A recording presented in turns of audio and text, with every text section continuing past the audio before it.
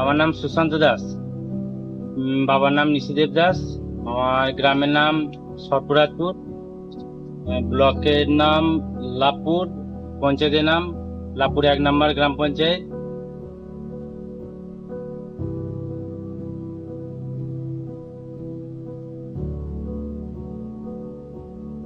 আমরা আগে মাটির বাড়িতে বাস করতাম। মাটির বাড়িতে আমাদের খুব কষ্ট হতো, জল পড়তো।